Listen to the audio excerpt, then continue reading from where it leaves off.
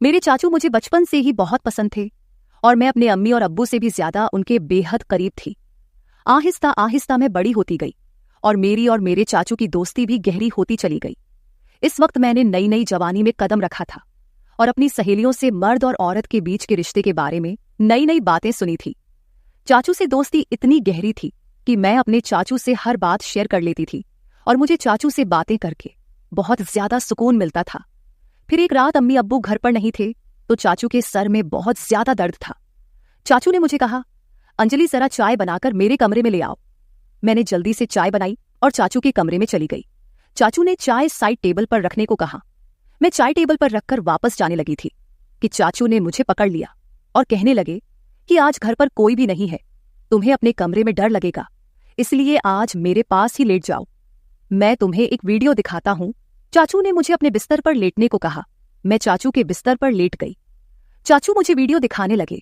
उस वीडियो को देखकर मेरी आंखें हैरत से फटी की फटी रह गई और फिर चाचू मुझे बोले, चलो हम दोनों भी मिलकर ऐसे ही।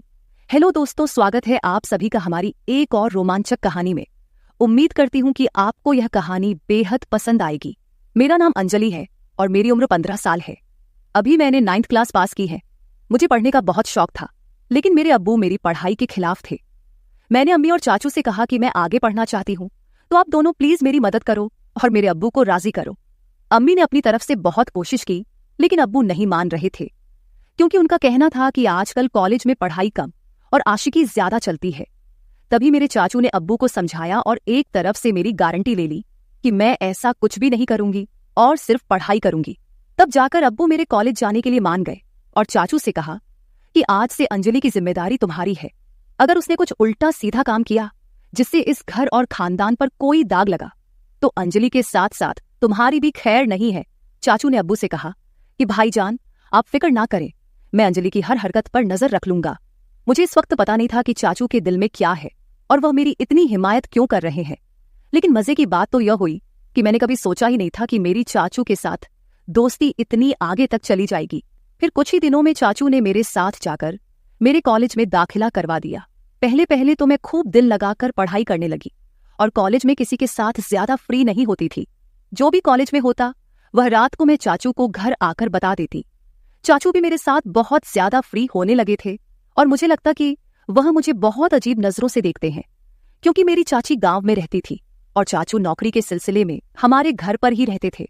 फिर कॉलेज में मेरी दोस्ती एक लड़की से हो गई, जिसके साथ दोस्ती करने के बाद मेरी जिंदगी बदलने लगी, क्योंकि उस सहेली ने मुझे बताया कि उसकी मंगनी हो चुकी है।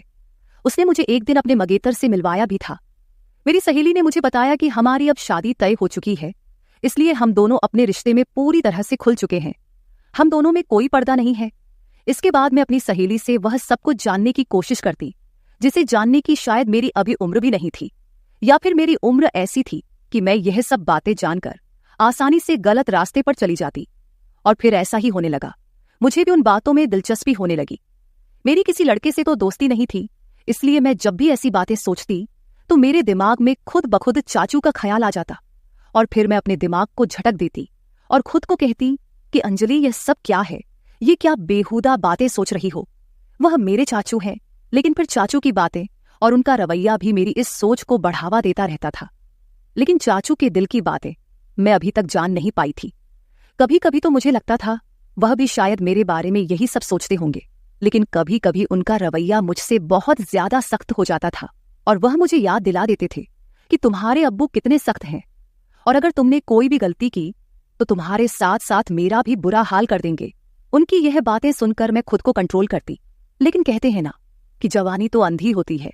जवानी तो ऐसी ही है जैसे सर्दी में आग जल रही हो तो हाथ गर्म कर ही लिया जाता है। मैं जैसे ही कॉलेज जाती फिर वही सब बातें सुनने को मिलती। फिर मैं कॉलेज से घर वापस आकर अपने दोस्तों की बताई हुई बातों को सोचने लगती। उस दिन मेरे चाचू जॉब से घर वापस आए तो आकर बैठ गए और कहने लगे, क्या सोच रही हो अंजलि, वह भी इतनी गहराई से? मैंने चाचू की तरफ एक अदा से देखा और उनसे कहा, चाचू, आपको पता है मेरी दोस्त ने मुझे आज क्या बताया है? हर बार की तरह आज भी मैं चाचू से अपने दिल की बात शेयर करने लगी। मेरी बचपन से आदत थी कि मैं अपनी हर बात चाचू को बताती थी, फिर वह चाहे कैसी भी बातें क्यों ना हो। चाचू भी मुझे ऊपर से नीचे तक देखते हुए बोले, हाँ बताओ, क्या बताना है तुम्हें? तुम्हारी दोस्त ने तुम्हें क्या बताया है? मैंने उन्हें कहा, मेरी दोस्त मुझे बता रही थी कि इंटरनेट पर बहुत किस्म की वीडियो होती है, जिन वीडियो में हर तरह की मालूमात मिल जाती है। तो मैं ये कह रही थी कि आपके पास भी तो मोबाइल है और साथ में नेट का पैकेज भी लगा हुआ है। आपने भी वो वीडियो देखी होंगी, तो क्यों ना हम दोनों मिलकर वीडियो देखें और एंजॉय करें। मैंने यह बात अपना चेहरा चाचू के नजदीक लाकर सरगोशी वाले अंदाज में कहा। वह फटी फटी आंखों से मेरी तरफ देखने लगे। मुझे लगा जैसे वह मुझे अच्छी तरह से डांट लगाएंगे, लेकिन फिर अचानक उन्होंने मुझे बड़े गौर से देखा और फिर शायद दिल ही दिल में कुछ फैसला किया और फिर वह मुस्कुरा पड़े और मुझे सरगोशी वाले अंदाज में कहने लगे, देखो अंजलि, ऐसी बातें अपने अब्बू के सामने मत करना, वरना तुम्हारा बाप तुम्हारा तो बुरा हाल करेगा ही, मगर साथ में मुझे भी घर से निकाल देगा, क्योंकि मैंने तुम्हारी जिम्मेदारी ली हुई है और फिर मेरे लिए रहने का प्रॉब्लम हो जाएगा। बाकी रही वीडियो देखने की बात, तो तुम रात के वक्त मेरे कमरे में आ जाना, मैं तुम्हें हर किस्म की वीडियो दिखा दूंगा। चाचू की आंखों में एक चमकीली शरारत थी जो इस वक्त मुझे समझ नहीं आ रही थी। इसके बाद चाचू अपने कमरे में चले गए और मैं पढ़ाई करने लगी और आने वाले वक्त के बारे में सोचने लगी। अब मेरा दिल किताबों में नहीं लग रहा था और बस रात को क्या होगा यही सोचने लगी, लेकिन पढ़ाई करना भी जरूरी था, क्योंकि पढ़ाई के मामले में चाचू बहुत ज्यादा सख्त थे और मुझे कहते थे, सबसे पहले तुम्हारी पढ़ाई और बाकी मौज मस्ती बाद में है। और उनका कहना था कि अगर तुम पढ़ाई में भी अच्छी रहोगी तो तुम्हारे अब्बू भी समझेंगे और तुम्हारी आजादी के दरवाजे तुम्हारे लिए खुलते चले जाएंगे। उनकी यह बात मुझे भी बिल्कुल ठीक लगती थी, इसलिए मैंने अपने दिल से सारी बातें निकाली और मन लगाकर अपना कॉलेज का काम करने लगी और जल्दी जल्दी सारा काम खत्म कर दिया। जैसे जैसे रात करीब आ रही थी, मेरे दिल में भी हलचल हो रही थी। फिर जब मैं सारे कामों से फारिग हुई तो रात को आराम से मैं चाचू के कमरे में चली गई। मैं जब कमरे में गई तो चाचू लड़कियों की मैगजीन देख रहे थे। मुझे देखते ही वह मुस्कुराने लगे और उन्होंने वह मैगजीन छुपा दी। सर्दियों का मौसम चल रहा था और दिन ब दिन सर्दी बढ़ती जा रही थी। आज रात तो सर्दी बहुत ज्यादा थी, इसीलिए मैं जाते ही चाचू के बिस्तर में घुसकर चाचू के पास चिपक कर बैठ गई और उनसे कहा, अब मुझे जल्दी से वह वीडियो दिखा दो, नहीं तो फिर अब्बू के आने का टाइम हो जाएगा। फिर चाचू भी बिना टाइम वेस्ट किए मुझे वीडियो दिखाने लगे। वीडियो देखते ही मेरे अंदर से मुझे कुछ बदलाव महसूस होने लगे, लेकिन इत्तेफाक से हमने अभी चंद वीडियो ही देखी थी कि अब्बू हमारे कमरे में आ गए। अब्बू आते ही मुझसे कहने लगे, इतनी रात के वक्त चाचू के कमरे में क्या कर रही हो, चलो अपने कमरे में चली जाओ। अब्बू बहुत ही सख्त मिजाज के थे और मैं उनसे काफी डरती भी थी। तो जैसे ही अब्बू ने सख्त अंदाज में कहा, मैं सब कुछ भूल गई और जल्दी से अपने कमरे में आ गई। मैंने सोचा जैसे ही अब्बू चाचू के कमरे से निकलकर अपने कमरे में जाएंगे तो फिर से मैं चाचू के कमरे में चली जाऊंगी। लेकिन इस रात अब्बू को चाचू से शायद कोई जरूरी काम था, इसलिए अब्बू काफी टाइम तक उनके कमरे में बैठे रहे और इंतजार करते करते मुझे पता ही नहीं चला कि कब नींद आ गई और पता नहीं अब्बू चाचू के कमरे से कब गए। दूसरे दिन कॉलेज से लौटने के बाद मैं बेसब्री से रात का इंतजार करने लगी, क्योंकि मैंने कुछ वीडियो जो देख ली थी, जैसे तैसे करके मैं खुद पर काबू करने लगी और जब टाइम हुआ तो चाचू के कमरे में वीडियो देखने के लिए चली गई। मगर चाचू ने कहा, अभी मैं अपने ऑफिस का काम निपटा रहा हूं, ऐसा करो तुम थोड़ी देर बाद मेरे कमरे में आ जाना, मैं तुमको वीडियो दिखा दूंगा। मैं तो सुबह से ही वीडियो देखने के लिए बेताब हो रही थी, तो चाचू पर थोड़ा गुस्सा करके बैठ गई।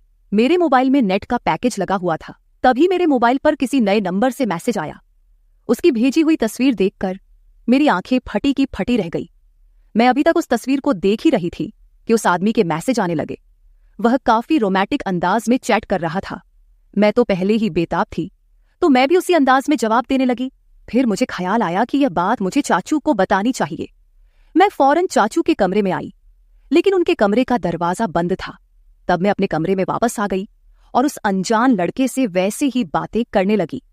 मैं मोबाइल पर उस वक्त मैसेज पर बात कर रही थी जब मैंने उससे कहा कि मैं तुमको देखना चाहती हूं और उसको वीडियो कॉल पर बात करने को कहा, लेकिन उस लड़के ने मना कर दिया।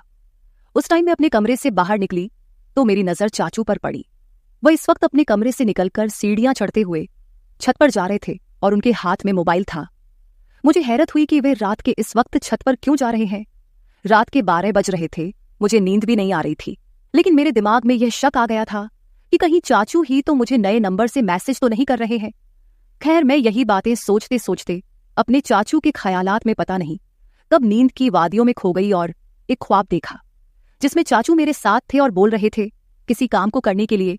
तभी मेरी आंख खुल गई। सुबह मैंने देखा चाचू का मूड बहुत अच्छा था। वह मेरे साथ बहुत हंस हंस कर बातें कर रहे थे। इससे पहले मैं अपने कॉलेज पैदल जाया करती थी, लेकिन उस दिन चाचू ने कहा, आज मैं तुम्हें अपनी बाइक पर कॉलेज के लिए लेकर जाऊंगा। तो मैं भी उनके साथ चल पड़ी। जैसे ही कॉलेज खत्म हुआ और गेट से बाहर निकली तो चाचू मेरा पहले से ही इंतजार कर रहे थे। मैं आज बहुत ज्यादा उदास थी क्योंकि मेरी दोस्त मुझसे नाराज थी, क्योंकि हम दोनों के दरमियान लड़ाई हो गई थी। चाचू ने रास्ते में मेरी उदासी की वजह पूछी तो मैंने उन्हें बताया कि मेरी सहेली से लड़ाई हो गई है और मेरा मूड बहुत ज्यादा खराब है। तो चाचू ने कहा, चलो तुम्हारा मूड ठीक करता हूं, और चाचू ने बाइक एक बिरयानी की शॉप पर रोक दी। उन्हें पता था कि मुझे बिरयानी बहुत पसंद है। फिर हम दोनों ने वहां बैठकर बिरयानी खाई और कोल्ड ड्रिंक भी पी। चाचू वहां भी मुझसे हंसी मजाक कर रहे थे। इसके बाद मैं चाचू के साथ घर वापस आ गई। उस दिन अम्मी अब्बू घर पर मौजूद नहीं थे, शायद किसी रिश्तेदार की शादी में गए हुए थे।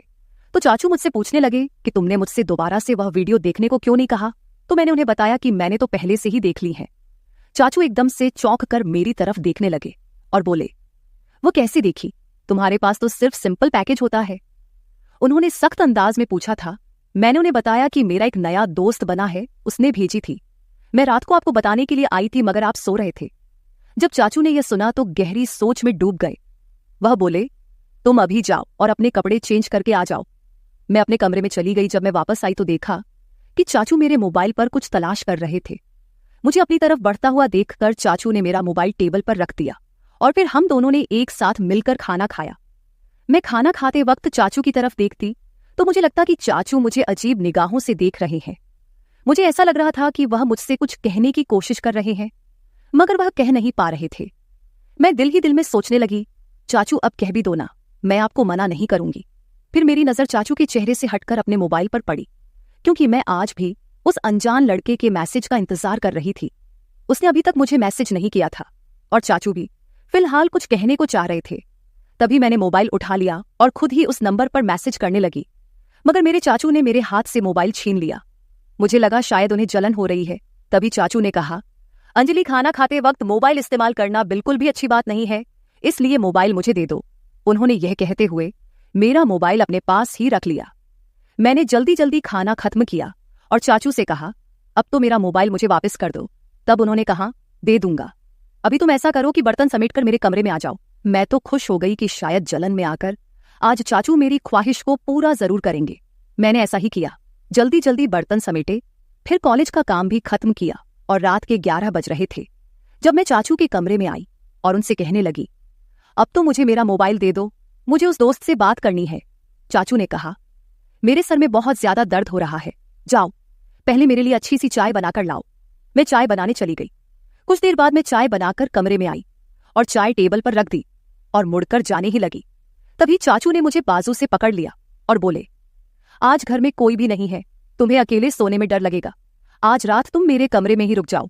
मैं खामोश निगाहों से उनकी तरफ देखने लगी, क्योंकि आज रात मुझे उस लड़के से वीडियो कॉल पर बात करनी थी। मैंने जानबूझकर चाचू को वापस जाने के लिए यह बात कह दी कि मैं अपने कमरे में जाऊंगी और अपना बाजू उनसे छुड़ाकर कमरे से बाहर जाने लगी। मगर चाचू ने मुझे जाने से रोक दिया और बोले, मैंने जो कहा है उतना ही करो। उन्होंने सख्त लहजे में कहा था और मुझे अपने बेड पर लेटने को कहा। मैं भी डर के मारे चाचू के पास ही रुक गई। वह काफी देर तक तो मेरा मोबाइल इस्तेमाल करते रहे और मुझे सोने भी नहीं दिया। फिर चाचू ने मेरे साथ जो व्यवहार किया वो मैं कभी सोच भी नहीं सकती थी। रात के 12 बजे तो उन्होंने मुझे कहा, तुम देखना चाहती हो ना कि वह लड़का कौन है जो तुम्हें वीडियो और तस्वीर भेजता है। चाचू की बात सुनकर मैं बहुत ज्यादा खुश हो गई और बोला, हाँ मैं देखना चाहती हूँ। चाचू ने मेरा मोबाइल मेरे हाथ में थमा दिया और कहा, देखो इसको। उसकी तस्वीर देखकर मेरे होश उड़ गए, क्योंकि वो लड़का मेरी दोस्त का मंगेतर था। मैं फटी फटी हुई आंखों से चाचू की तरफ देखने लगी। मेरी आंखों से आंसू निकल पड़े थे। फिर चाचू बताने लगे कि तुमने जब मुझे इस लड़के के बारे में बताया तो मैं समझ गया था कि जरूर कोई तुम्हें बेवकूफ बना रहा है। तभी मैंने तुम्हारे मोबाइल से अंजलि बनकर इस लड़के से बात करना शुरू कर दिया। वह तुम्हारी तस्वीर बनाकर सोशल मीडिया पर डालने वाला था। अगर मैं उसे ना डराता तुम बर्बाद हो जाती और खानदान की इज्जत खराब हो जाती, और तुम्हारे अब्बू तुम्हारा और मेरा जो हश्र करते वह अलग। अंजलि बेटी, तुम्हारी यह उम्र कुछ अच्छा सीखने की है। ऐसी बुराई वाली बातों से, उन कामों से खुद को बचाकर रखो। तुम जब मुझसे ऐसी बातें करती थी तब मैं उन बातों को तुम्हारा बचपन और मजाक समझकर टाल देता था, मगर फिर मुझे एहसास हुआ कि मुझे टालने की बजाय तुम्हें किसी तरह से समझाना चाहिए। तभी मैंने तुम्हें सख्ती से समझाने के बजाय तुमसे दोस्ती बढ़ाई। अगर उस वक्त मैं तुमको सख्त अल्फाजों में समझाने की कोशिश करता तो शायद तुम समझने के बजाय नाराज हो जाती। फिर तुम मुझसे बातें शेयर ना करती और मुझसे दूर होकर दूसरे लोगों के जाल में फंस जाती। चाचू की बात सुनकर मैं फूट फूट कर रोने लगी। उन्होंने मुझे दिलासा देकर खामोश करवाया और समझाया कि मैं कॉलेज में ऐसी लड़कियों से दोस्ती करूं जो पढ़ाई में तेज हो, ना कि बुरे कामों में। मैंने चाचू से कह दिया कि मैं अब सिर्फ अपनी पढ़ाई पर ध्यान दूंगी, ऐसी लड़कियां और लड़कों के बुरे कामों में अब बिल्कुल भी नहीं पढ़ूंगी।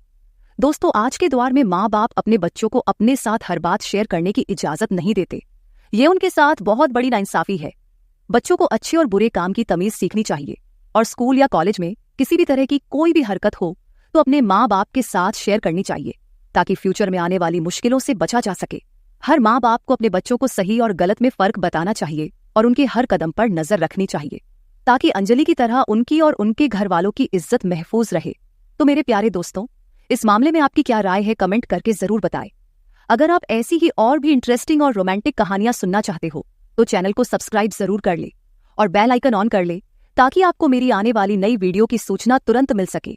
कल मिलेंगे एक और नई कहानी के साथ। धन्यवाद।